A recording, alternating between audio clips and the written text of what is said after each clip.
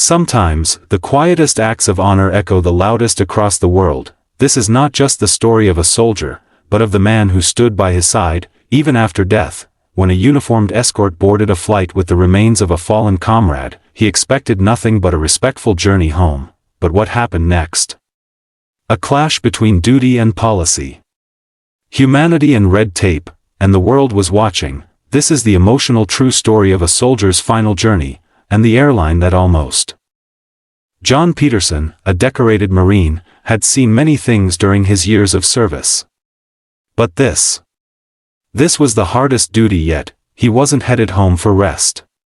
He was escorting the flag-draped casket of a young soldier, Private Michael Reeves, back to his grieving family. John had promised Michael's mother he would bring her boy home. Safe. Honored.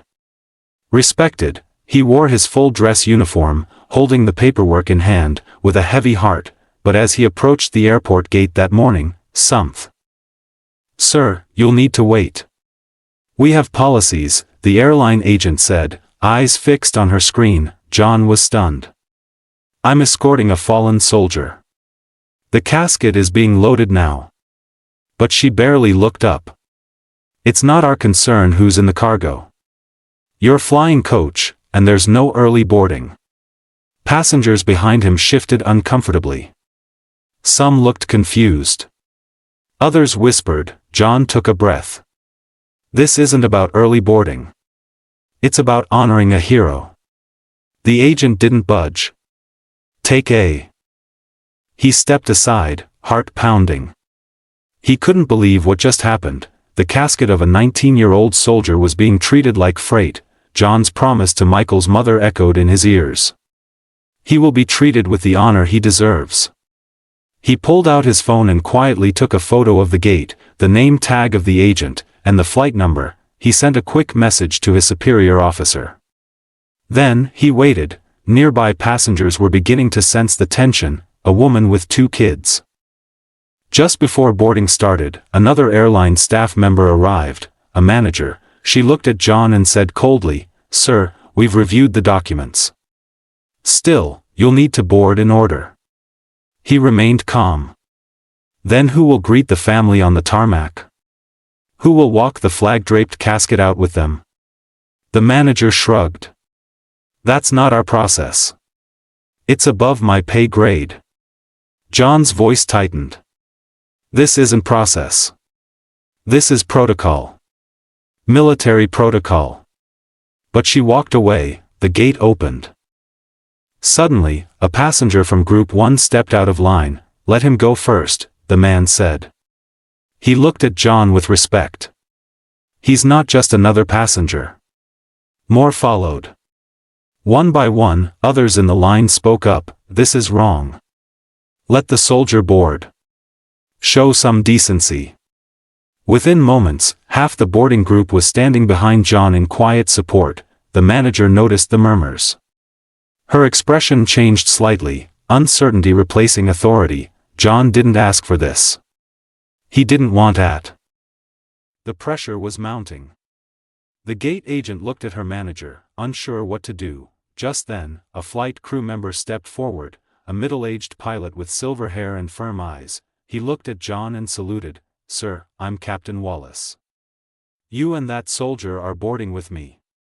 Now." The crowd quietly clapped. John nodded, humbled, as he walked down the jet bridge, holding back emotion.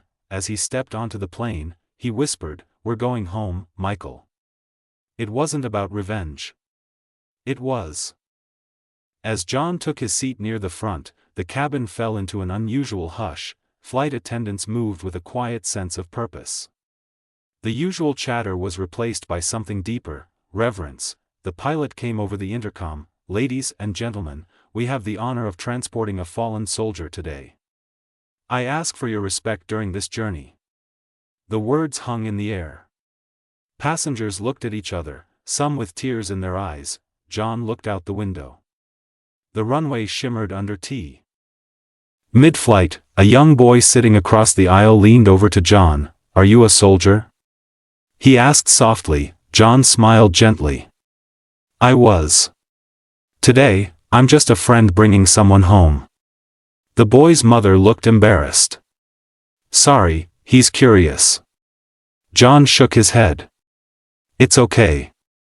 He deserves to know what respect looks like." The boy asked, "Is your friend a hero?" John paused. "Yes. And someone's son. Just like me. Just like you." That simple exchange echoed louder than any speech. "Sometimes, Hanno." As the plane descended toward Michael's hometown, John felt a weight in his chest, not just grief, but pressure. How this moment was handled would stay with Michael's family forever. He stood as the plane taxied, ready to deboard first, per military tradition. But the flight attendant approached, eyes full of concern. "There's no ground clearance for a tarmac ceremony," she whispered. "They said it's not allowed today." John's heart dropped. "No ceremony?" She nodded sadly, but John had come too. John quickly contacted the funeral home staff waiting at the airport. "Hold position. I'll bring him out the right way, even if I have to walk the baggage line myself." He grabbed his cap, straightened his uniform, and headed toward the cargo hold. Before he reached the gate, a soft voice stopped him. It was the pilot again. "You're not walking alone," he said, and behind him stood the entire crew, flight attendants, co-pilots, even some off-duty staff who'd arrived early. "We'll walk with you." Outside, the wind blew gently as the casket was unloaded. A military van stood nearby, Michael's parents beside it, silent, holding hands.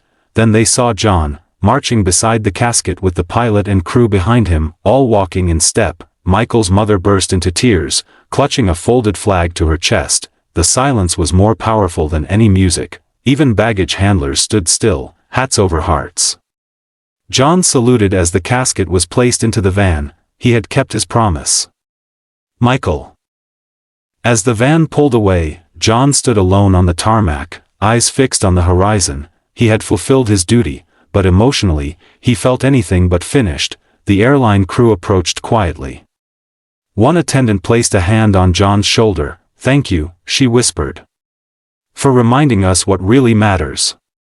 John simply nodded. As he walked back toward the terminal, other airport staff paused and moved aside in silence. He wasn't just a man in uniform anymore, he was a symbol of what respect low.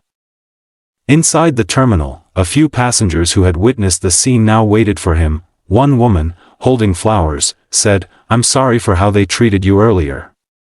Another man added, "They tried to follow rules. You followed your heart." John replied gently, "Sometimes, following orders isn't enough. Sometimes, you have to follow honor." He didn't want praise, just dignity for the fallen, and now, word had started to spread. Someone had filmed the tarmac walk. The video was already going viral. Within hours, major news outlets picked up the story. The headline read, "Marine stands alone to honor fallen soldier, airline staff tries to block ceremony." Social media exploded with reactions. Veterans, families, and civilians shared their support, posting messages like, "This is what real honor looks like. Shame on the airline. Salute to the escort who didn't back down." John hadn't asked for fame, but the world had seen his quiet stand, and now, the airline couldn't ignore the outrage. The next morning, the airline's corporate office released a public statement. "We regret the handling of a military escort on Flight 237. We deeply apologize to Staff Sergeant John Peterson and the family of Private Michael Reeves." But it wasn't enough. Veterans groups called for a formal change in airline policy. An online petition titled "Honor Our Fallen, Respect the Escorts" gained 500,000 signatures within 24 hours. John, meanwhile, stayed silent, choosing dignity over drama. His mission was. The funeral was held 2 days later in a quiet town church. Dozens of people gathered, family, friends, and strangers who had seen the video and driven miles just to pay respect. John stood beside Michael's casket once more, the folded flag in his hands. As he presented it to Michael's mother, she whispered through tears, "Thank you for bringing my son home with honor." John's eyes welled up, but he stayed composed. He saluted one final time, then stepped back. "For Michael. For every soldier forg." After the funeral, John stayed back, helping carry flowers and comforting family members. Michael's younger sister hugged him tightly. "He used to talk about you. Said you were like a big brother." John's heart ached.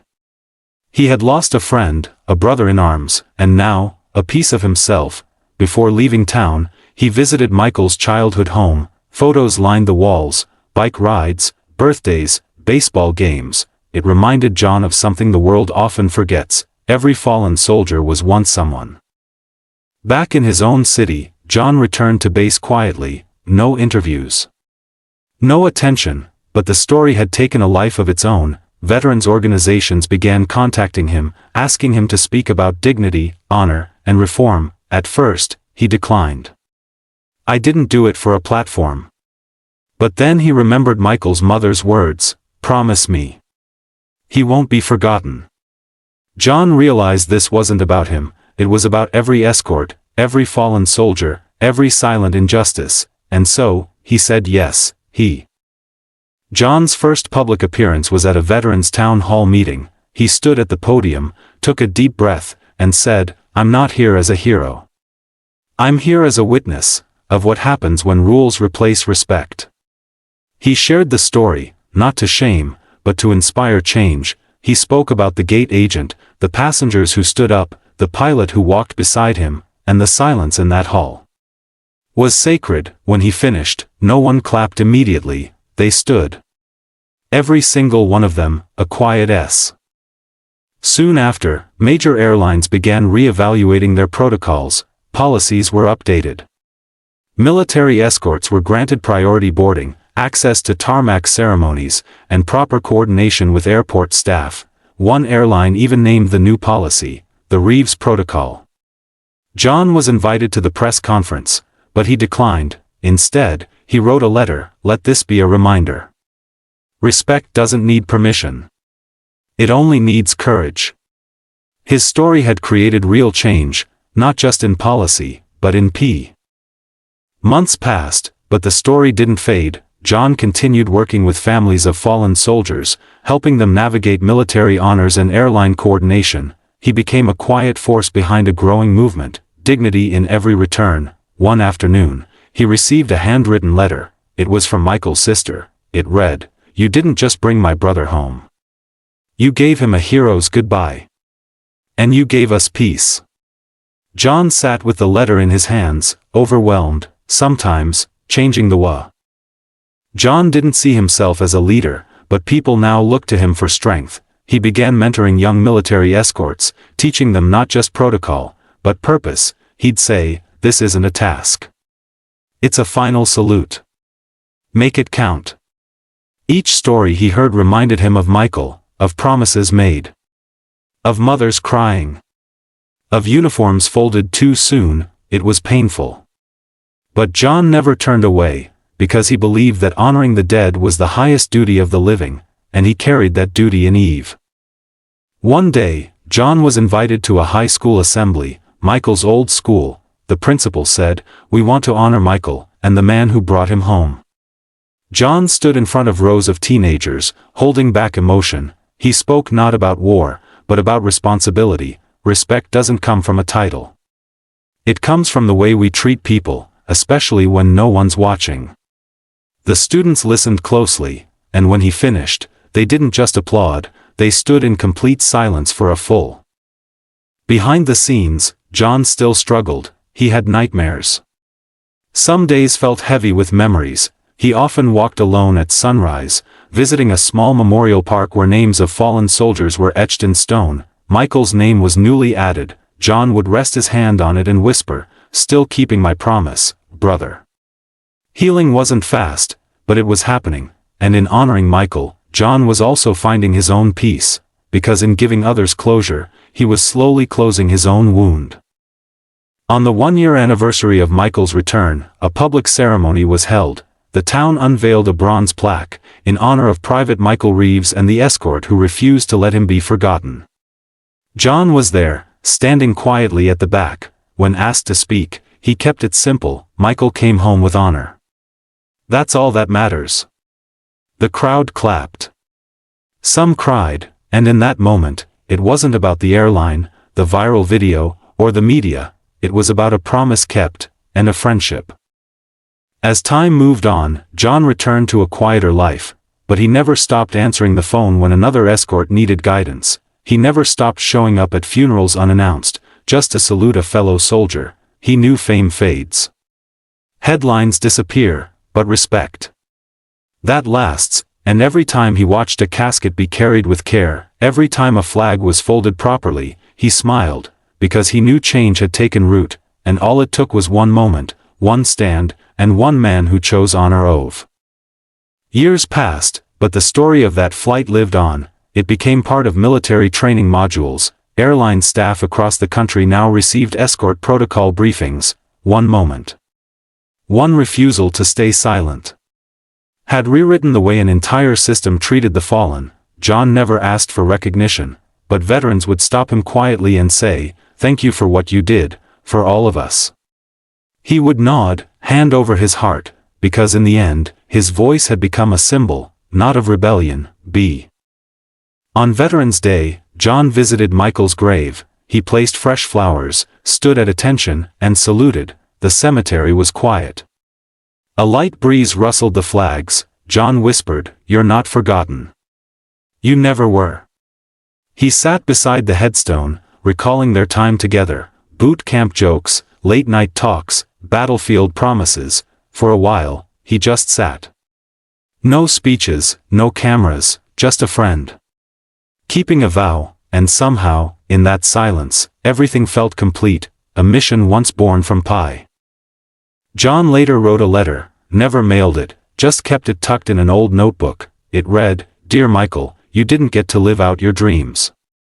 But your sacrifice changed lives. You reminded a nation what respect means, and you reminded me why we wear this uniform. Rest easy, brother, I kept my promise." That letter, though never seen, captured the heart of it all, because this story was never just about an airline or a policy, it was about memory, duty, and love that never dies.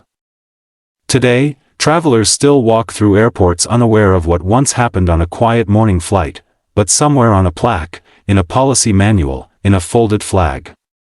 The legacy lives on, because one man said no to a broken system, and yes to something greater. This wasn't just a journey home for a fallen soldier, it was a stand that restored honor, and a reminder that sometimes, doing the right thing won't be easy, but it will always be worth it, because heroes deserve more than silence, they do.